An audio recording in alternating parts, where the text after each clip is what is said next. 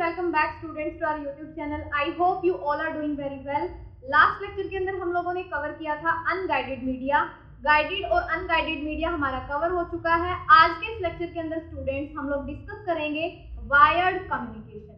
Wired communication होता क्या है, कितने इसके टाइप्स होते हैं, कौन से टाइप्स होते हैं, एग्जाम्पल्स क्या होते हैं, वो सारा आज हम डिस्कस करेंगे. तो वीडियो को बिल्कुल एंड तक अच्छे से देखना. तो चलिए हम शुरू करते हैं. तो सबसे पहले स्टूडेंट्स आपको पता होना चाहिए वायर्ड कम्युनिकेशन होता क्या है. नाम से ही समझ में आ रहा होगा वायर्ड कम्युनिकेशन. ऐसी कम्युनिकेशन जो किसकी हेल्प से हो, वायर की, केबल की हेल्प से हो, उसको क्या बोलते हैं, वायर्ड कम्युनिकेशन. तो देखिए students, most wired network use, आपको पता होगा हमने गाइडेड मीडिया किया था. वायर्ड गाइडेड मीडिया को वायर्ड मीडिया भी बोलते हैं. तो गाइडेड मीडिया के अंदर हमने वायर्स डिस्कस की थी, जिसके अंदर हम लोगों ने twisted pair cable, coaxial cable, Ethernet cables हम लोगों ने डिस्कस की थी. तो अगर आप लोगों को वो नहीं पता तो पहले आप लोग वो वीडियो अच्छे से देखते रहिए. तो क्या होता है स्टूडेंट्स, वायर्ड जो नेटवर्क्स हैं वो ज्यादातर कौन सी केबल्स यूज करते हैं, इथरनेट केबल्स. इथरनेट केबल होती कौन सी है, एक ऐसी केबल जिसके दोनों एंड पे RJ45 नाम का जैक लगा होता है.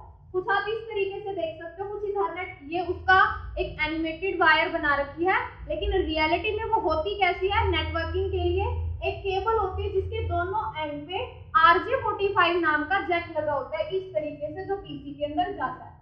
RJ45, RJ का मीनिंग होता है रजिस्टर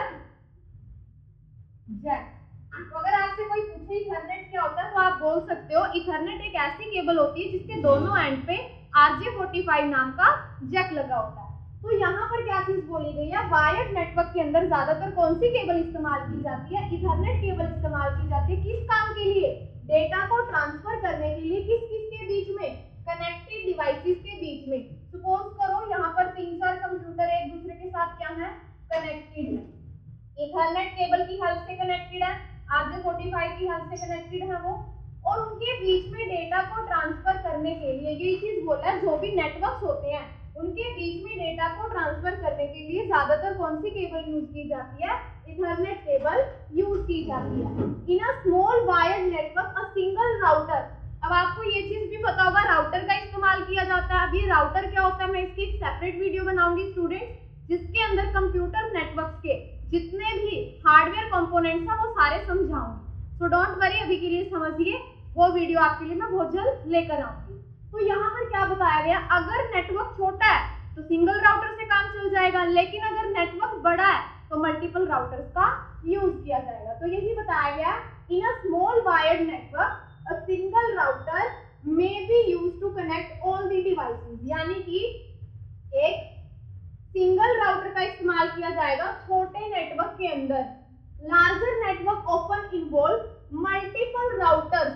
अगर नेटवर्क बड़ा है तो उसके अंदर मल्टीपल राउटर्स या मल्टीपल स्विचेस का इस्तेमाल किया जाएगा. किसके लिए, एक साथ डिवाइसेस को एक दूसरे के साथ कनेक्ट करने के लिए मल्टीपल राउटर्स, मल्टीपल स्विचेस का यूज किया जाएगा. तो ये क्या होता है students, wired communication. Wired communication समझ में आया कि जहां पर डिवाइसेस के बीच की जो कम्युनिकेशन होती है वो वायर की हेल्प से हो. वो इथरनेट केबल हो सकती है, वैसे कोई भी हो सकती है, लेकिन ज्यादातर इथरनेट केबल उसके अंदर यूज की जाती है. अब बात आती है स्टूडेंट्स कि वायर्ड कम्युनिकेशन के कितने टाइप्स होते हैं, कितनी कैटेगरीज होती है. तो यहाँ पर वायर्ड कम्युनिकेशन की 2 कैटेगरीज होती हैं. सबसे पहले आती है इंटरनल कम्युनिकेशन, उसके बाद आती है एक्सटर्नल कम्युनिकेशन.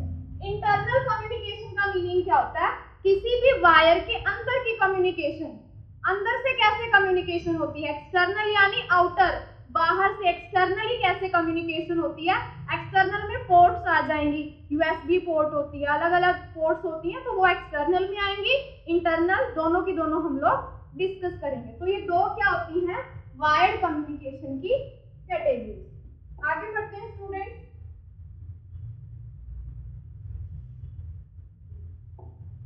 देखिए अब करते हैं हम इंटरनल कम्युनिकेशन. इंटरनल कम्युनिकेशन भी 2 तरह के होते हैं, I2C और SPI. आज हम इंटरनल कम्युनिकेशन के 2 टाइप्स डिस्कस कर रहे हैं, जो है I2C और SPI. ध्यान से समझिएगा. तो I2C क्या होता है, सबसे पहले तो इसकी फुल फॉर्म इंटीग्रेटेड सर्किट. ये वायर्ड कम्युनिकेशन का जो पहली कैटेगरी है इंटरनल कम्युनिकेशन, उसका पहला एग्जांपल, पहला टाइप है I2C, इंटर इंटीग्रेटेड सर्किट। अब ये होता क्या है? I2C is a simple 2 wire serial protocol. 2 wire का सीरियल प्रोटोकॉल है, क्योंकि इसके अंदर 2 वायर यूज की जाती है। सीरियल कम्युनिकेशन होती है, use to communicate between 2 devices और चिप। I2C का यूज किसके लिए किया जाता है? इसके अंदर 2 वायर होते हैं, 2 डिवाइसेस के बीच में कम्युनिकेशन या 2 चिप के बीच में कम्युनिकेशन के लिए इसको इस्तेमाल किया जाता है। डिवाइसेस को आप बढ़ा भी सकते हो, ज्यादा डिवाइसेस भी इसमें यूज कर सकते हो। किसी भी एम्बेडेड सिस्टम के अंदर इसको इस्तेमाल किया जाता है। अब ये वर्ड आया student, embedded system. Embedded system क्या होता है? Software plus hardware. सॉफ्टवेयर और हार्डवेयर के कॉम्बिनेशन को क्या बोलते हैं? Embedded system. तो I2C कहाँ यूज किया जाता है? I2C को यूज किया जाता है 2 डिवाइसेस के बीच में, 2 चिप के बीच में कम्युनिकेशन करवाने के लिए किसी एम्बेडेड सिस्टम में। हार्डवेयर सॉफ्टवेयर का कॉम्बिनेशन एम्बेडेड सिस्टम की यानी कि माइक्रो कंट्रोलर। जो हम लोग डेली लाइफ में यूज करते हैं वो होता है माइक्रो प्रोसेसर, यानी कि CPU हम जिसको बोल देते हैं। माइक्रो प्रोसेसर होता है CPU, उसके अंदर ये नहीं होता, लेकिन कहां पर होता है ये? एम्बेडेड सिस्टम जिसको बोलते हैं माइक्रो कंट्रोलर, जो IoT के अंदर आते हैं। तो ये IoT के अंदर है, इसीलिए इसका यहाँ पर हम जिक्र कर रहे हैं। तो IoT के अंदर अभी हमने थोड़ी देर पहले किया स्टूडेंट, इसके अंदर कितनी वायर्स होती हैं? 2 वायर होती हैं। और उन 2 वायर का नाम और काम क्या होता है? उन 2 वायर का नाम होता है SCL और SDA। SCL का काम क्या होता है? पहले तो आपको इसके बारे में पता होना चाहिए। SCL का मीनिंग होता है सीरियल क्लॉक। SDA का मीनिंग होता है सीरियल डेटा। अब जो SCL वायर है ये क्या करेगी? ये क्लॉक पल्स जनरेट करने का काम करती है। और सीरियल डेटा का काम क्या होता है? डेटा एक जगह से दूसरी जगह भेजने का काम, यानी ये डेटा को ट्रांसफर करने का काम करेगी, ये क्लॉक पल्स जनरेट करने का काम करेगी। देख सकते हो आप, SCL is used for clock, ये क्लॉक के लिए यूज होगी, और SDA is used for data, ये डेटा के लिए इस्तेमाल की जाएगी। तो ये क्या होता है स्टूडेंट? I2C। जैसे कि आप लोग यहाँ पर देख सकते हो, यहाँ पर क्या है? I2C। अब इसमें है क्या? एक मास्टर डिवाइस होती है और मल्टीपल स्लेव। अब ये मास्टर और स्लेव क्या होता है? मास्टर होती है मेन डिवाइस, जिससे बहुत सारी डिवाइसेस जुड़ी हुई होती हैं। तो मास्टर डिवाइस एक है, और स्लेव क्या है? इसके अंदर कितनी भी आप स्लेव डाल सकते हो। मास्टर भी और ज्यादा कनेक्ट कर सकते हो, जितने आप मास्टर करना चाहो। मास्टर यानी मेन डिवाइस। वैसे तो एक है इधर एग्जांपल में, लेकिन एक से ज्यादा भी आप ले सकते हो, डिवाइसेस भी ज्यादा ले सकते हो। तो एक मास्टर है, 2 यहाँ पर स्लेव ली गई है। वायर कितनी दिखाई दे रही है आपको? यहाँ पर 2 वायर, और दोनों कौन सी हैं? एक SCL और एक SDA। SCL का काम है क्लॉक पल्स जनरेट करना, और SDA डेटा को भेजने का काम करेगी कि कितनी क्लॉक पल्स में कितना डेटा ट्रांसफर करना है। तो ये दोनों इस तरीके से आपस में काम करती हैं। तो ये क्या है स्टूडेंट? I2C, यानी कि किसी वायर की इंटरनल कम्युनिकेशन कैसे होती है। अब बात आती है, जो I2C है वो कितने टाइप का होता है। अगर हम बात करें स्पीड की, स्पीड के अकॉर्डिंग I2C कितने टाइप का होता है? 3 टाइप का होता है। स्लो, जिसमें आ जाती है 100 kb पर सेकंड से नीचे, कि जहां पर स्पीड 100 kb पर सेकंड से नीचे है वो स्लो I2C में आएगा। फास्ट में आएगा 400 kb पर सेकंड। हाई स्पीड में आएगा 3.4 MB पर सेकंड। तो ये 3 क्या होते हैं? I2C के टाइप। किसके अकॉर्डिंग? स्पीड के अकॉर्डिंग। आई थिंक आपको समझ में आया होगा। कोई डाउट हो तो आप लोग उसको कमेंट सेक्शन के अंदर साथ के साथ लिख दें। क्लियर है स्टूडेंट्स? I2C। सेकंड क्या आता है इसके बाद? इसके बाद आता है SPI। अब ये SPI क्या होता है? ध्यान से समझिएगा स्टूडेंट। अभी मैंने आपको I2C में क्या बताया? मास्टर हम मल्टीपल कर सकते हैं, स्लेव यानी डिवाइसेस भी हम मल्टीपल कर सकते हैं। 2 वायर का वो प्रोटोकॉल है, एम्बेडेड सिस्टम यानी माइक्रो कंट्रोलर में उसको इस्तेमाल किया जाता है। इसके बाद आता है सेकेंड इंटरनल कम्युनिकेशन जो है एसपीआई। एसपीआई की फुल फॉर्म क्या होती है? Serial peripheral interface. अब ये क्या है? I2C का भी यूज सीरियल कम्युनिकेशन के लिए किया जाता है और इसका भी यूज किसके लिए किया जाता है? सीरियल कम्युनिकेशन के लिए किया जाता है। SPI is a 4 wire. इसके अंदर कितनी वायर होती हैं? 4 वायर होती हैं। उसके अंदर कितनी थी? 2। इसमें कितनी है? 4। और कौन सी वायर होती है ये 4 इसमें? MOSI, MISO, HCl, SS। अब इनका मीनिंग क्या होता है समझिए। देखिए, SS का मीनिंग होता है स्लेव सिलेक्ट, MOSI का मीनिंग होता है मास्टर आउट स्लेव इन, मास्टर आउट स्लेव इन। मीसो का मीनिंग क्या होता है?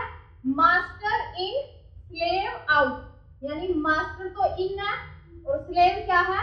आउट। इन आउट का मतलब इनपुट और आउटपुट, कि मास्टर इनपुट का काम कर रहा है और स्लेव किसका काम कर रही है? आउटपुट देने का काम कर रही है। ये इनका मीनिंग है। अब ये समझ में कैसे आएगा आप लोगों को? वहां पर 2 ही वायर थी, HCl और HPA। एक क्लॉक पल्स बन रही थी और एक डेटा को ट्रांसमिट कर रही थी। यहाँ पर 4 वायर आपको देखने को मिलेगी और उनकी वर्किंग क्या मैं आपको बता देती हूँ डायग्राम की हेल्प से। लेकिन जैसे मैंने बताया I2C में तो मास्टर मल्टीपल हो सकते थे, लेकिन यहाँ पर मास्टर जो रहेगा वो सिंगल रहेगा। एसपीआई के अंदर मास्टर यानी मेन डिवाइस एक ही हो सकती है, बाकी की जो नॉर्मल डिवाइस है वो आप कितनी भी ले सकते हो। तो ये जो आपको दिखाई दे रहा है ये क्या है? ये है मास्टर और ये है स्लेव 1, ये है स्लेव 2। अब हर एक स्लेव में भी 4 वायर होंगी और हर एक मास्टर में भी आपको यही देखने को मेन वायर 4 ही होंगी। कैसे? अब देखिए, पहली जो वायर है वो क्या है? SCL यानी कि सीरियल क्लॉक। सीरियल क्लॉक क्या करेगी? क्लॉक पल्स जनरेट करने का काम करेगी। उसके बाद MOSI, MOSI का काम क्या है? मास्टर आउटपुट स्लेव इनपुट, यानी मास्टर क्या भेज रहा है? आउटपुट। देख सकते हो एरो का निशान उधर है। मास्टर आउट भेज रहा है तो इनपुट कौन लेगी? स्लेव। यानी यहाँ पर भी यही डिवाइस, यही वाली वायर लगी हुई है, SCL के MOSI MIS और यहाँ पे SS। Same as it is इधर SCL के MOSI MISO SS2। अब आप खुद सोचो, एक वायर तो होगी चलो क्लॉक पल्स जनरेट करने के लिए, दूसरी वायर है MOSI यानी मास्टर जब आउटपुट देगा स्लेव जब इनपुट लेगी। तीसरी में मास्टर इनपुट भी तो ले सकता है। तीसरी होगी मीसो यानी मास्टर इनपुट ले रहा है, मास्टर के पास इनपुट कब आएगी? जब स्लेव क्या देगी? आउटपुट देगी। और चौथी वायर कौन सी है? SS यानी स्लेव सिलेक्ट। I2C जो हमने इससे पहले किया उसमें डेटा सबके पास एक साथ जाता है, लेकिन इसमें हर एक स्लेव के पास अलग अलग से जाएगा। उसमें क्या है? 2 वायर के पास डेटा पड़ा हुआ कोई भी इस्तेमाल कर सकता है, लेकिन इसमें हर डिवाइस के पास अलग से जाएगा सिक्योरिटी पर्पस को देखते हुए। तो आप देख सकते हो यहाँ पर 3 वायर की वर्किंग समझ में आई। SS1 का मतलब क्या है? पहली स्लेव को सिलेक्ट किया। अगर SS1 सिलेक्ट है तो सारा काम इसी के साथ होगा, बाकी की डिवाइस वेट कर रही है कम्युनिकेशन के लिए।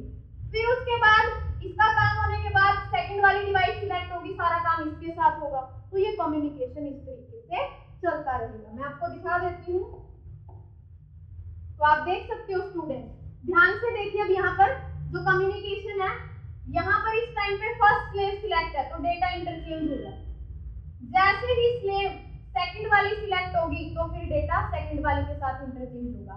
तो आप देखिए इस टाइम पे सेकंड वाली सिलेक्ट है तो डेटा किसके पास आ जा रहा है? सेकंड वाली के पास। तो ये किसकी वर्किंग होती है? SPI की वर्किंग होती है। किसकी वर्किंग होती है स्टूडेंट? SPI की। तो ये थे इंटरनल कम्युनिकेशन में 2 कम्युनिकेशन I2C और SPI। कोई डाउट स्टूडेंट? आगे बढ़ते हैं हम। इसके बाद आता है स्टूडेंट डिफरेंस I2C और SPI के बीच का डिफरेंस, जो हमें पता होना चाहिए क्योंकि बहुत ही इंपॉर्टेंट है। सबसे पहला जो I2C है वो हाफ डुप्लेक्स कम्युनिकेशन है। हाफ डुप्लेक्स का मीनिंग हम ऑलरेडी डिस्कस कर चुके हैं ट्रांसमिशन मोड के अंदर, half duplex, full duplex, simplex. तो हाफ डुप्लेक्स का मीनिंग क्या है? जहां पर सेम टाइम पे कम्युनिकेशन नहीं हो सकती दोनों तरफ से। तो I2C क्या होता है, हाफ डुप्लेक्स, और SPI क्या होता है, फुल डुप्लेक्स कम्युनिकेशन। इसके बाद क्या आता है, I2C किसको सपोर्ट करता है, मल्टी मास्टर और मल्टी स्लेव। मैंने बताया था I2C में मल्टीपल मास्टर हो सकते हैं और स्लेव भी मल्टीपल हो सकती है, लेकिन SPI के अंदर SPI किसको सपोर्ट करता है, सिंगल मास्टर को। स्लेव तो इसके अंदर भी मल्टीपल हो सकती है, लेकिन मास्टर क्या रहेगा, इसमें सिंगल मास्टर रहेगा। इसके बाद आता है I2C कितने वायर का प्रोटोकॉल है, 2 वायर प्रोटोकॉल है, किया था, और वो 2 वायर कौन सी है, SCL और SDA। SPI 4 वायर प्रोटोकॉल है, वो 4 वायर कौन सी है, MISO, MOSI, SCL और SS। इसके बाद आता है I2C slower then SPI। I2C slow है SPI से। स्लो क्यों है, क्योंकि ये हाफ डुप्लेक्स है, सेम टाइम पर दोनों साइड से कम्युनिकेशन नहीं होती, वेट करना पड़ता है, तो ये स्लो काम करेगा। लेकिन SPI फास्ट क्यों है, क्योंकि ये फुल डुप्लेक्स है। I2C चीपर यानी सस्ता होता है, लेकिन ये क्या होता है, एक्सपेंसिव होता है। तो ये क्या था स्टूडेंट, इंटरनल कम्युनिकेशन, उसके टाइप्स और उनकी एक्सप्लेनेशन। आई होप समझ में आ रहा होगा आप सभी को। देखिए अगर आप अच्छे से कुछ भी समझना चाहते हो तो चीजें ध्यान से देखिए और ध्यान से समझिए, तो ही आपको चीजें अच्छे से समझ में आएंगी। अब स्टूडेंट्स हमने इंटरनल कम्युनिकेशन कर लिया वायर्ड कम्युनिकेशन के अंदर, अब हम डिस्कस कर रहे हैं एक्सटर्नल कम्युनिकेशन। ध्यान से समझिएगा, एक्सटर्नल कम्युनिकेशन भी बहुत जरूरी है। अब एक्सटर्नल कम्युनिकेशन होती क्या है, देखिए external system protocols are used to communicate between two communicating devices. दो कम्युनिकेटिंग डिवाइसेस के बीच में अगर आप कम्युनिकेशन करवाना चाहते हो, इंटरनल भी जरूरी है, एक्सटर्नल भी जरूरी है। एक्सटर्नल यानी एक्सटर्नली वो कैसे कनेक्ट होंगी, वो कैसा इंटरफेस रहेगा, वो एक्सटर्नल कम्युनिकेशन हमें बताएगी। कोई भी डिवाइस हो सकती है, वो लैपटॉप और डेवलपमेंट बोर्ड यानी लैपटॉप के साथ अगर आप आर्डिनो या कोई भी माइक्रो कंट्रोलर अटैच करना चाहते हैं। अब देखिए एक्सटर्नल कम्युनिकेशन के अंदर हम लोग क्या क्या डिस्कस करेंगे, Ethernet, RS-232, RS-485, UART, USART, USB। देखिए स्टूडेंट अब आप लोग समझ रहे होंगे, सोच रहे होंगे कि ये नाम तो हमने कभी सुने ही नहीं। रीजन क्या है ना सुनने का, क्योंकि ये सिर्फ IoT के अंदर यूज किए जाते हैं, एम्बेडेड सिस्टम माइक्रो कंट्रोलर में यूज किए जाते हैं और जगह यूज नहीं किए जाते। वैसे किए जाते हैं माइक्रो प्रोसेसर में भी, बट आपने वैसे ही नाम नहीं सुना होगा, लेकिन दो चीजों का सुना होगा। इथरनेट का नाम आपने सुना होगा, यूएसबी को यूज भी करते हैं हम लोग, लेकिन ये इतना ज्यादा ध्यान में नहीं होगा आपको, सो डोंट वरी। आज हम इन सबको डिस्कस करेंगे क्योंकि ये सारे आते हैं किसमें, एक्सटर्नल कम्युनिकेशन के अंदर। तो देखिए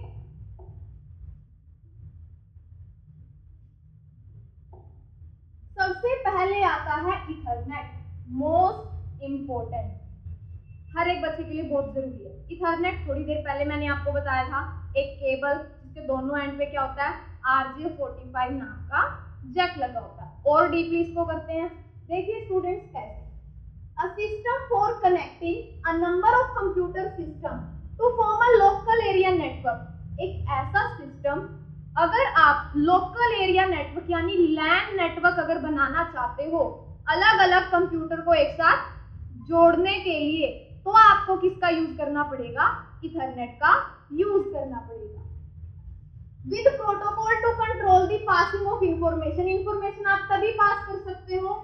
इसके अलावा सबसे पहले जो लैन टेक्नोलॉजी आई थी वो कब डेवलप की गई थी, 1970s के मिड में डेवलप की गई थी। और किसने डेवलप की थी, ज़ेरोक्स पैलो एल्टो रिसर्च सेंटर के जो डेवलपर्स थे, जो रिसर्चर्स थे, उन्होंने ही लैन टेक्नोलॉजी, सबसे पहली लैन टेक्नोलॉजी बनाई। इसके बाद आता है जो ये होती है, बहुत सिंपल होती है, चीपर यानी सस्ती होती है, बहुत ही सस्ती होती है और बहुत सिंपल होती है, every Ethernet network interface card. अब आपको पता होगा दो एड्रेस होते हैं, एक फिजिकल एड्रेस, एक लॉजिकल एड्रेस। फिजिकल एड्रेस को हम मैक एड्रेस बोलते हैं, जो कहां पर होता है, NIC network interface card. Logical address का आपको पता है IP address, IPv4, IPv6। Physical address होता है मैक एड्रेस। तो यहाँ पर उसी की बात हो रही है, every Ethernet network interface card, हर एक इथरनेट का एक NIC कार्ड होता है, नेटवर्क इंटरफेस कार्ड जिसको एक यूनिक आइडेंटिफायर, एक यूनिक आइडेंटिटी दी जाती है जिसको बोला जाता है मैक एड्रेस। इसके बाद देखिए मैंने क्या बोला आपको, फिजिकल एड्रेस होता है जिसको मैक एड्रेस बोलते हैं। वो होता किधर है, एनआईसी यानी नेटवर्क इंटरफेस कार्ड। ये होता किधर है, ये छोटी सी चिप होती है जो प्रोसेसर के अंदर होती है, तो वहीं पर ये मैक एड्रेस होता है। अब ये मैक एड्रेस होता क्या है, मैक एड्रेस कंप्राइजेस कितने बिट का होता है, 48 बिट का। मोस्ट इंपोर्टेंट क्वेश्चन है स्टूडेंट, मैक एड्रेस कितने बिट का होता है, 48 बिट, 48 बिट का ये होता है, जिसमें से जो पहले के 24 बिट होते हैं वो मैन्युफैक्चरर आईडी होती है उस कंपनी की जो आपको ये मैक एड्रेस देती है। यानी आपसे क्वेश्चन पूछ लिया जा सकता है कि मैक एड्रेस कितने बिट का होता है, क्या हम मैक एड्रेस को चेंज कर सकते हैं, तो आपका आंसर रहेगा कि मैक एड्रेस 48 बिट का होता है, पहले के 24 बिट को हम चेंज नहीं कर सकते, बाद के 24 बिट को हम लोग चेंज कर सकते हैं। क्यों, क्योंकि जो पहले के 24 बिट होती हैं वो क्या होती है, वो होती है मैन्युफैक्चरर आईडी, या फिर हम उसको बोल देते हैं ऑर्गेनाइजेशनल यूनिक आइडेंटिफायर यानी कि OUI। यानी जिस कंपनी ने आपको दिया है, मैन्युफैक्चरर की आईडी होती है, उसको कोई नहीं बदल सकता क्योंकि वो हर इंसान की यूनिक होती है, ऐसे तो कोई भी बदल लेगा, इसीलिए उसको चेंज नहीं किया जाता। तो ये क्या है स्टूडेंट, इथरनेट। आप लोग देख सकते हो यहाँ इथरनेट ही है जिसकी हेल्प से हम अलग अलग कंप्यूटर्स को कनेक्ट करते हैं। आपने देखा होगा, तो इथरनेट की हेल्प से ही ऐसे कनेक्टिविटी की जाती है। इसके बाद आता है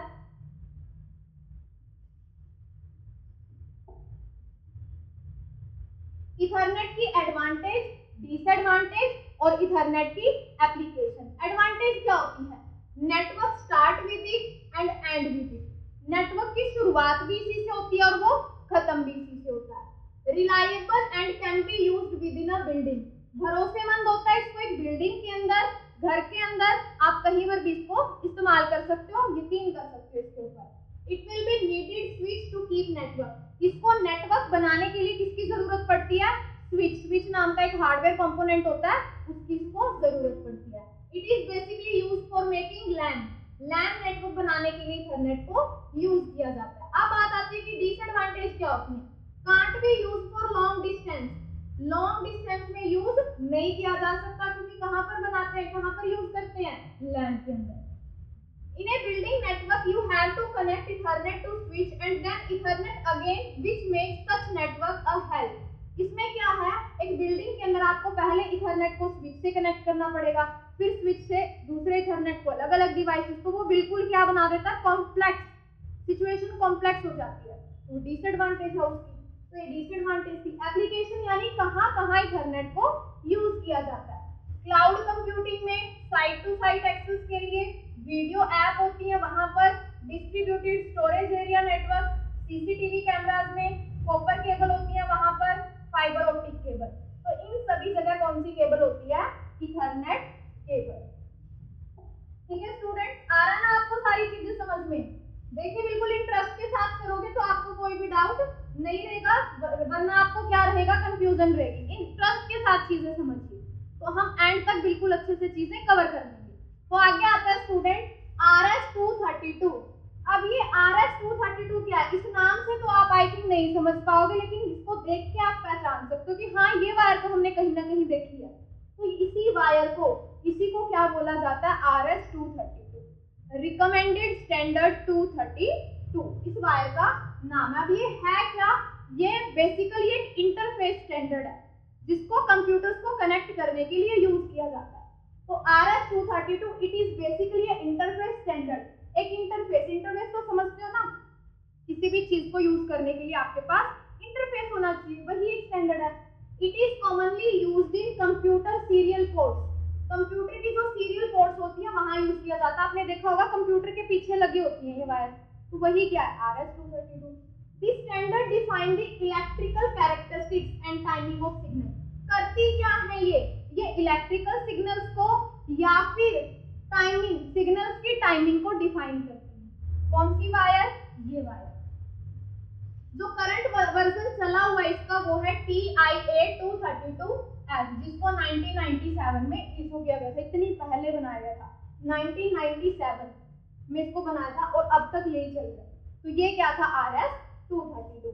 इसी के अंदर फिर कुछ नुकसान थे इसके, कुछ और ज्यादा जरूरत महसूस की जाने लगी, तो फिर इसके अंदर कुछ सुधार किए गए, कुछ चीजें सुधारी गई, तो इसका जो नया वर्जन आया उसका नाम चेंज कर दिया गया, जो नाम रखा गया RS 485। पहले मैं आपको इसके एप्लीकेशन एडवांटेज और डिसएडवांटेज बता देती हूँ कि क्यों इसके अंदर चेंजेस किए गए। तो पहले ये चीज देख लीजिए, एडवांटेजेस क्या क्या है। एक तो सिंपल वायर है और सिंपल कनेक्टर है, वाइडली अवेलेबल, यानी कि इजीली क्या है, ये अवेलेबल रहता है, इजीली मिल जाता है। एक मिनट स्टूडेंट्स, हाँ, तो ये क्या है, तो इसका सिंपल वायरिंग स्ट्रक्चर है, सिंपल कनेक्टर है, वाइडली मिल जाता है हर एक जगह, कॉस्ट कम होती है। ज्यादातर जो एम्बेडेड प्रोसेसर होते हैं उनके अंदर यही होता है, जो सॉफ्टवेयर होते हैं इसके अंदर सॉफ्टवेयर को इम्प्लीमेंट करना बहुत इजी होता है। ये तो मतलब ये सिंपल है बिल्कुल नेचर में, लेकिन डिसएडवांटेज क्या है, इसको कॉमनली यूज नहीं किया जाता। रीजन, क्योंकि इसकी डिसएडवांटेज होती है, कैसे, लेस स्टैंडर्डाइज्ड कनेक्टर, तो इसके कनेक्टर है वो लेस स्टैंडर्डाइज्ड है। अभी हमने देखा जो करंट वर्जन चल रहा है वो कब आया, 1997 में। क्या आज तक नई टेक्नोलॉजी नहीं आई है, तो क्या उनके साथ वो पुराना वर्जन ही कंपैटिबल रहेगा, बिल्कुल भी नहीं। तो ये क्या है, इसका लेस स्टैंडर्डाइज्ड कनेक्टर है, जिसकी वजह से काम अच्छे से नहीं होता। हाफ ड्यूप्लेक्स है, हाफ ड्यूप्लेक्स तो आपको पता है बहुत ज्यादा टाइम ले लेगा, तो ये भी डिसएडवांटेज है। यूज कहाँ किया जाता है इसको, मॉडेम के अंदर, डेटा को सीरियलाइज या डीसीरियलाइज करने के लिए मॉडेम के अंदर, वहां पर इसको यूज किया जाता है किसी कंप्यूटर सिस्टम के अंदर। तो इसके अंदर सुधार करने के बाद जो नया स्टैंडर्ड आया उसका नाम रखा गया RS 485। ये आया नया स्टैंडर्ड RS 485। तो आप देख सकते हो recommended standard 485 is an improvement, ये improvement, it increases the number of devices from 10 to 32। उसमें तो डिवाइसेस की भी जो संख्या थी बहुत कम थी, इसने डिवाइसेस की संख्या भी क्या कर दी, बढ़ा दी। And define the electrical characteristics necessary to ensure adequate single voltage under maximum load. यहाँ पर क्या है, इसने बहुत सारे काम किए, वोल्टेज पे भी काम किया, डिवाइसेस पे भी काम किया, यानी जो जो जरूरतें हमें हम कर रहे थे 32 के अंदर, वो सारी कमियां इसने पूरी कर दी। तो ये था उसका इम्प्रूवमेंट वर्जन बोल सकते हो, एडवांस वर्जन बोल सकते हो, RS 485। और मेन इंपॉर्टेंट बात क्या है स्टूडेंट, इसके अंदर नॉइस इम्यूनिटी। नॉइस इम्यूनिटी का मतलब क्या है, आपको पता है कोई भी डिवाइस आपको खराब कब लगती है, जब वो आवाज करना शुरू कर देती है। तो इसके अंदर ये पावर है, ये नॉइस को इम्यून कर लेती है। जो एक्स्ट्रा आवाज होती है, जो हमें चुभने लगती है, उसको ये रिजेक्ट कर देती है, आने नहीं देती। तो इससे डिवाइस क्या हो जाती है, अच्छे से काम करती है। इसके बाद आता है स्टूडेंट्स UART। ध्यान से समझना है, UART, USART और इसके बाद आता है USB। UART की फुल फॉर्म क्या होती है, यूनिवर्सल एसिंक्रोनस रिसीवर ट्रांसमीटर। इसका मीनिंग क्या होता है, यूनिवर्सल मतलब आपको पता ही है, रिसीवर ट्रांसमीटर, लेकिन कैसा, एसिंक्रोनस। मैंने बताया था आप लोगों को, एसिंक्रोनस का मतलब क्या है, हाफ डिफ्लेक्स। यानी कि जो UART है सॉरी, इसको भी सीरियल कम्युनिकेशन के लिए यूज किया जाता है। सीरियल, पैरेलल, अलग अलग कम्युनिकेशन होती है, इसको भी सीरियल कम्युनिकेशन में यूज किया जाता है। लेकिन ये होता कैसा है, ये डेटा ट्रांसमिट भी करेगा, रिसीव भी करेगा, लेकिन होता कैसा है, हाफ डिफ्लेक्स यानी एसिंक्रोनस। तो वो होता है। अब ये UART है क्या, अब हमने RS 232 485 किया, उनके लिए ये किसका काम करता है, हार्डवेयर का काम करता है। UART is the name for the hardware. ये हार्डवेयर है जिसको किसके लिए यूज किया जाता है, RS 232 के लिए यूज किया जाता है। कम्युनिकेशन को बहुत अच्छा कर देता है। आपको एक तो इसकी फुल फॉर्म पता होनी चाहिए, एक पता होना चाहिए कि ये सिंक्रोनस है या एसिंक्रोनस, हाफ ड्यूप्लेक्स है कि फुल ड्यूप्लेक्स। तीसरा पता होना चाहिए कितनी वायर्स होती है, इसके अंदर 3 वायर होती है, कौन सी, एक होती है TX ट्रांसमिट करने के लिए डेटा को, एक होती है RX डेटा को रिसीव करने के लिए, तीसरी होती है ग्राउंड पिन यानी कि 0 वोल्ट जिसके ऊपर करंट होता है। तो ये क्या होती है स्टूडेंट्स, UART। लेकिन आपको पता है UART क्या है, देख सकते हो, ए UART may be used when high speed is not required। कहाँ यूज किया जाएगा UART को, जहाँ हाई स्पीड की जरूरत नहीं है। क्यों, क्योंकि ये हाफ ड्यूप्लेक्स है, टाइम लेगा डेटा को शेयर करने में, तो इसको वहीं यूज किया जाएगा जहां हमें हाई स्पीड की जरूरत ही नहीं है, दूसरा जहां हमें चीपर क्वालिटी की, यानी कि हमें सस्ते में काम चलाना है, क्योंकि ये चीप होती है बिल्कुल। यूएआरटी कम्युनिकेशन इज वेरी चीप, सस्ती होती है, एसिंक्रोनस होती है, ठीक है, TXRS। इसके बाद आता है स्टूडेंट्स यूएसएआरटी। यूएसएआरटी में क्या होता है, काम सेम उसकी तरह, पिन भी सारी वही है, 3 की 3, ग्राउंड, TX, RX, काम सारे वही हैं, लेकिन उससे एक चीज एडवांस है। क्या?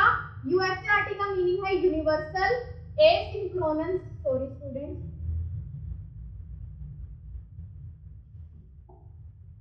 Universal synchronous asynchronous receiver transmitter, यानी कि ये हाफ ड्यूप्लेक्स की तरह भी काम करती है, फुल ड्यूप्लेक्स की तरह भी। जब आपका जो मन करे उस तरीके से आप इससे काम निकलवा सकते हो, यानी ये वैसे तो फुल ड्यूप्लेक्स होती है, लेकिन अगर हाफ ड्यूप्लेक्स की तरह यूज करना है तो आप इसको यूज कर सकते हो। वायर इसके अंदर भी 3 होती है, RX, TX और GND। काम इसका भी वही होता है, सीरियल कम्युनिकेशन का। अब आती है यूएसबी, इसको तो हर कोई जानता है। यूएसबी हम डेली लाइफ में यूज करते हैं, यूनिवर्सल सीरियल बस, तो ये आप लोगों के लिए बहुत इजी है, यूनिवर्सल सीरियल बस। ये भी सीरियल कम्युनिकेशन करवाती है, gaming consoles, mobile phone, setup box, laptop, computer, keyboard की भी वायर आजकल तो इसी की आ गई है, तो ये सारी वहां पर यूज की जाती है। एडवांटेज क्या है इसकी? सिंपल है, फास्ट है, हर जगह इसको एक्सेप्ट किया जाता है। लेकिन डिसएडवांटेज क्या है? रिक्वायर पावरफुल मास्टर स्लेव, इसको पावरफुल डिवाइसेस की जरूरत पड़ती है।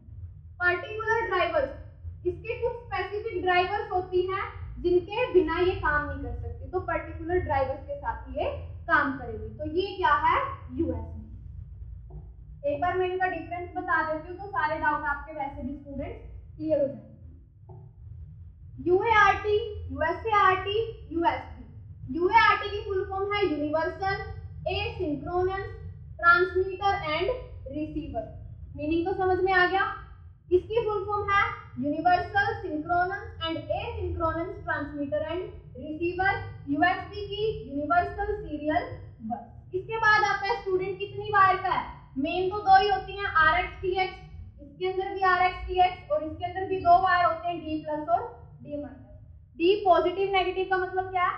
D पॉजिटिव और D नेगेटिव, यानी कि ये हाई और ये लो। ये हाफ ड्यूप्लेक्स होता है, ये फुल ड्यूप्लेक्स होती है, ये भी फुल ड्यूप्लेक्स होती है।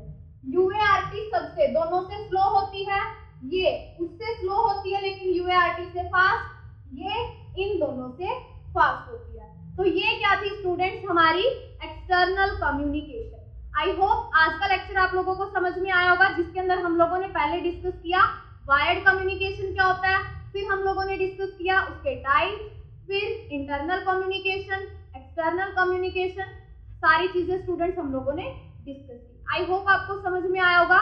लेकिन स्टूडेंट्स फिर भी अगर आपका किसी का डाउट है तो कमेंट सेक्शन में जरूर लिखें ताकि मैं आपको रिस्पॉन्स करूं। अभी मेरे को फटाफट स्टूडेंट कमेंट सेक्शन के अंदर लिख के बताइए, आंसर दीजिए मुझे कि जो वायर्ड का जो एक्सटर्नल कम्युनिकेशन है कौन से एग्जाम्पल हैं उसके, यानी क्या क्या हमने आज पढ़ा है एक्सटर्नल कम्युनिकेशन के एग्जाम्पल लिखिए। मिलते हैं स्टूडेंट नेक्स्ट लेक्चर में नए टॉपिक के साथ, तब तक के लिए बने रहें हमारे साथ। Thank you so much.